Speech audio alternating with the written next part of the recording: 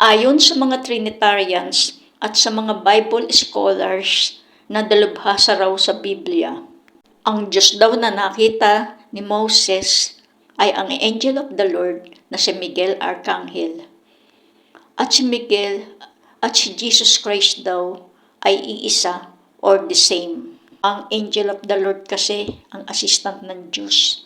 Siya ang nagbibigay ng mga mensahe ng Diyos sa mga tao. Talaga siya si Jesus kasi siya yung nagbigay ng mensahe kay Joseph at Maria tungkol kay Jesus. Inutusan siya ni Miguel na ipaliwanag kay Daniel ang mangyayari sa panahon ng kawakasan. At ang Angel of the Lord ay nagpakilala kay Zacarias na siya ay si Gabriel.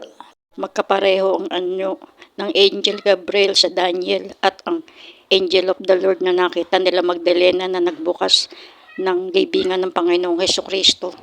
Lumindol at parang kidlat ang anyo ng anghel na kanilang nakita. Kitam hindi nakita ng mga Jehovah's Witness at mga Trinitarians ang talinghaga na yan, na nagpapatunay na hindi si Miguel ang Angel of the Lord. Kaya malabong si Miguel at ang Panginoong Hesukristo ay iisa. Siyempre, kasama ni Jesus ang Diyos Ama at si Miguel Arcangel sa second coming. Siyempre, sa second coming, kasama ang Diyos at si Miguel Arcangel. Kaya may pakakak ng Diyos at tinig ng Arcangel. Kasi si Miguel yung mamumuno sa mga anghel. Dadagitin nila yung mga hinirang ng Diyos at si Jesus ay nakaupo lang sa ulap.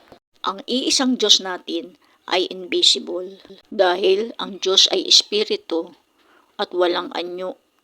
Pero nakita raw ni Moses ang Diyos sa anyo na Angel of the Lord. Pero walang taong nakakita sa Ama, kundi ang Panginoong Hesukristo lang daw. Paano yun? Ang daming nakakitang tao sa Diyos. Ibig sabihin, hindi mga tao yung nakakita sa Diyos. Kasi yung Angel of the Lord sa Exodo 3, hindi naman siguradong siya yung God na nagsasalita. Kasi hindi naman tumingin si Moses nung marinig niya yung boses ng Diyos kasi natatakot siyang tumingin. Ang iisang Diyos natin ay invisible dahil ang Diyos ay espiritu at walang anyo. Pero nakita raw ni Moses ang Diyos sa anyo na Angel of the Lord. Pero walang taong nakakita sa Ama, kundi ang Panginoong Hesukristo lang daw. Paano yun? Ang daming nakakitang tao sa Diyos. Ibig sabihin, hindi mga tao yung nakakita sa Diyos. Kasi argumento sa argumento lang yung interpret ng Bible.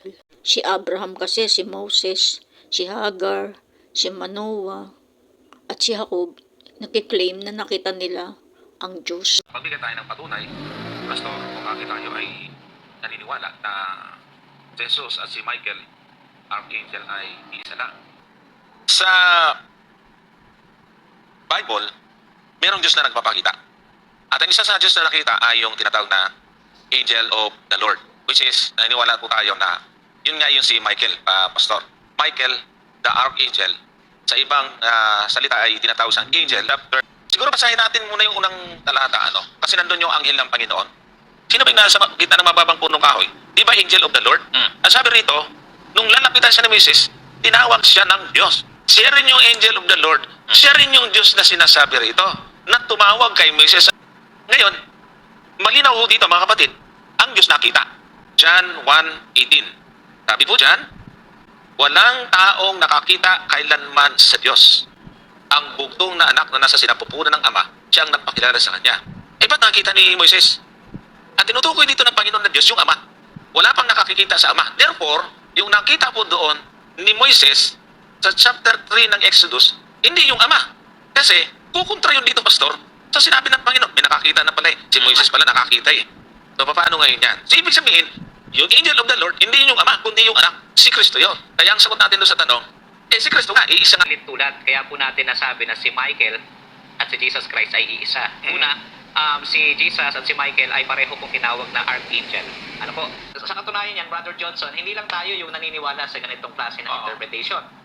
Napakarami pong mga Bible commentators throughout history ang naniniwala na si Michael ay si Jesus Christ. Halimbawa na lamang, isa sa mga respetadong Bible commentators, si Matthew Henry, Adam Clark, John P. Lange, ay na-identify nila si Michael bilang si Jesus. At ganoon din, sa sulat ni Ellen G. White, makikita natin sa kanyang sulat, yung may pamagat na Story of Redemption, sabi niya, Michael or Christ with the angels that buried Moses came down from heaven after si Moses yon, had remained in the grave a short time and resurrected him and took him to heaven. So si Michael na kumuha nung bangkay ni Moses ay si Jesus Christ ang ayon kay Mrs. Ellen G. White.